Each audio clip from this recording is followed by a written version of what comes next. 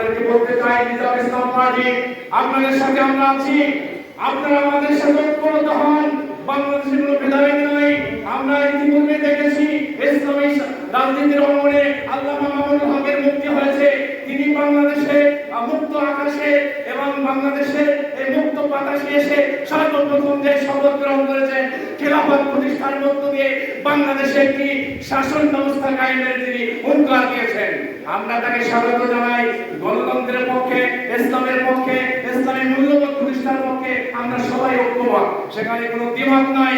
তবে মনে রাখবেন, স্বাধীনতা সার্বভৌমত্ব রক্ষার ক্ষেত্রে বাংলাদেশের গর্বিত সেনাবাহিনীকে উদ্দেশ্য করে বলতে চাই, আপনারা এখন সিদ্ধান্ত নেন আমাদের টেকনাফ এবং আমাদের সীমান্ত দেশগুলি, সীমান্ত যে ভূমি রয়েছে সেগুলি আমরা স্বাধীনভাবে বসবাস করতে পারবো কিনা।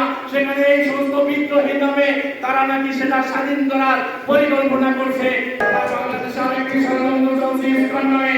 এই সমস্ত অসভ্য, নোংরা এবং এই হিংসাত্মক কর্মকাণ্ডের মাধ্যমে তারা নাকি বাংলাদেশের রাজনীতিকে তারা অবৈধ হস্তক্ষেপ করছে।